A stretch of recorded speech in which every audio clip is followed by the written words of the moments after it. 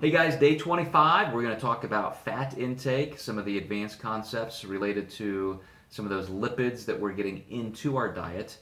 And some of this will be a little bit of a review from the first week, but remember, I am somebody who looks at fats similar to protein. Protein is very structural. We need what we need, can adjust a little bit based on our goals and our body type. In fat, I don't consider that to be a place to really make too many changes. You can experiment, of course. It's one of the things I'm an advocate of doing to make sure that you are seeing what you might prefer.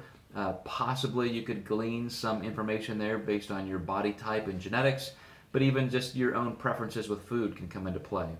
But just really quickly, 30% or so calories is kind of a high level. Remember, fat has 9 calories per gram, whereas protein and carbs have 4. So you do have that density there, which can cut both ways. It can help you reduce hunger a little bit if you're in a calorie deficit. Your goals are losing weight right now. So sometimes keeping fat too low can work against you. You might recall me saying that you could go probably as low as 15 or so grams, 15% of your calories from fat. Probably closer to 20% is where you're going to feel like you can still be very practical. You could have some, beef once in a while. You can have some cheese. You can have some peanut butter, things like that, and still be at that 20%. But it's not going to be a lot. You're going to have to be careful there. If you move up to 25 or 30% of your calories from fat, and you're trying to lose body fat, you're going to have to make sure you're bringing carbs down, and that's going to probably put you in more of that balanced, 30, 40, 30 kind of range if your calories from fat are truly 30%. So again, that's a place to experiment a little bit, but here's what I want to talk about in terms of effect and strategy, and then maybe even a little bit on quality. First of all, a lot of people say, and I even wrote this in my first book, that fat is very important for hormone creation. We have some cholesterol-derived hormones, obviously like testosterone, and if we don't have those building blocks, then perhaps we're not going to be able to create as much testosterone. And people who do test low, if you're very careful in making sure your fat intake is at a certain level, like I said, 30% or so, I think you could see some gains in your natural testosterone levels. But here's what I want you to consider when you're losing weight. You have a lot of stored body fat, and so you have a lot of cholesterol in your bloodstream and so forth, and you really don't see an issue until your body fat is just too low. And then especially as your overall body fat levels start to reach a place where you're at your metabolic set point or under, and then that's when you can start seeing those issues. So I really don't think you can make much of a case for having a substantial amount of fat in your diet and say, well, it's because I want to have higher testosterone. The greater implications or causes, maybe supporting elements, I should say, of testosterone is simply calorie intake. You can have a really high fat intake, percent of your calories from fat, and still have your calories way low or be doing way too much activity, too much cardio, and your testosterone levels will plummet no matter what your fat intake level is. So it's really all about rest and calorie intake and overall food strategy, not just the amount of fat. So it is a factor. I'm not going to deny that. Like I said, I even wrote about it in some of my early books. But it's really that overall food intake that's going to be a little bit more in play with your goals here. So in your 15 to 20 grams of calories from fat, if you're trying to lose weight, or even 20 to 30% of your calories from fat, if you're trying to maintain, where are we going to get that fat? Is there a difference? And what about timing? So I think a lot of us have heard different stories about omega-3 fatty acids and so forth, helping things like brain health, even your ability to create things like testosterone, and that's very, very true.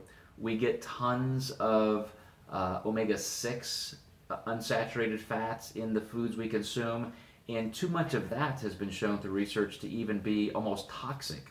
So you can be getting so much unsaturated fat, but of the omega-6 variety, things like canola oil, things like that was big, several years ago. and it's just not the best. So you're getting omega-3s from things like fish oil, fish. You might remember the days when flaxseed oil and flax meal was really, really big. Everybody was doing that. I still think that's a good thing to include in your diet from time to time.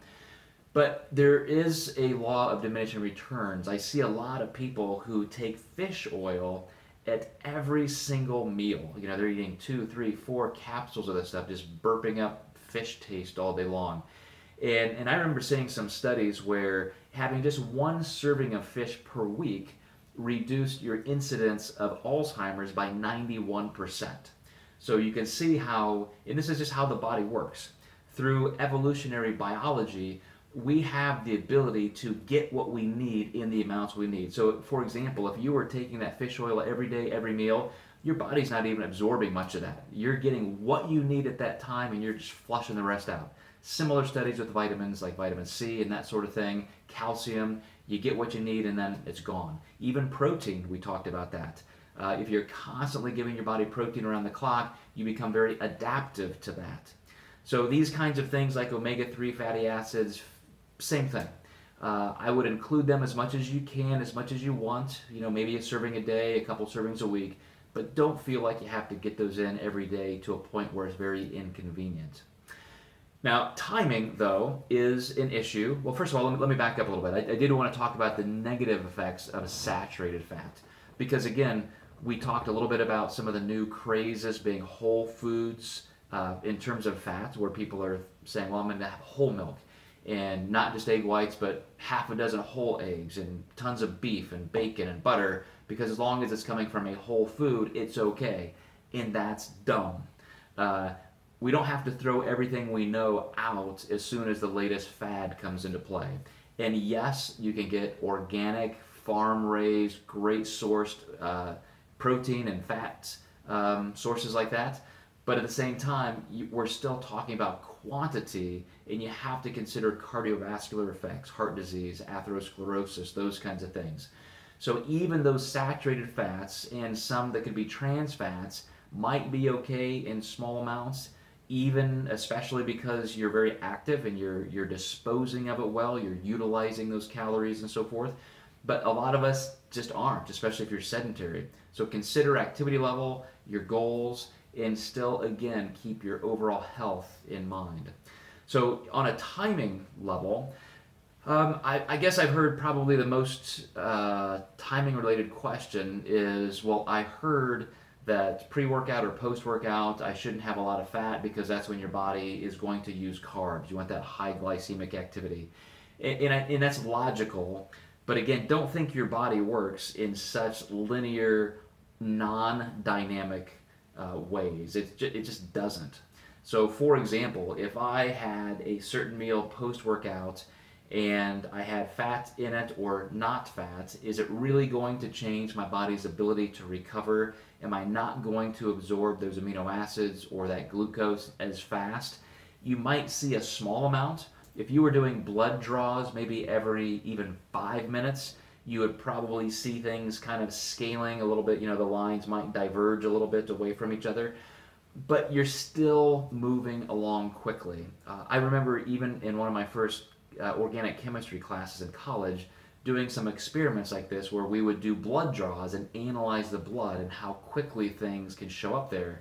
And it's very true. You can eat a pretzel just in your mouth, chew it up, swallow it. It's still basically in your esophagus, and yet you're seeing blood sugar levels increase because some of that is being digested even sublingually or absorbed. It's getting in that quickly. And then when your gut load is a little bit more substantial, that's when things slow down for more mechanical and chemical digestion. So anyway, on the timing issue with fat, I really think you guys need to kind of spread it out with your meals so that you're using some of that fat to slow down digestion of carbs.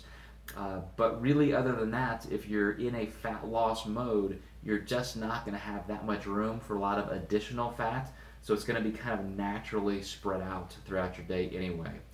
So we covered some of that in the earlier parts, but there's just not a lot of exciting stuff you could say about fat intake. Just kind of spread it out. You guys will find the pockets where you like to put it based on the foods you like.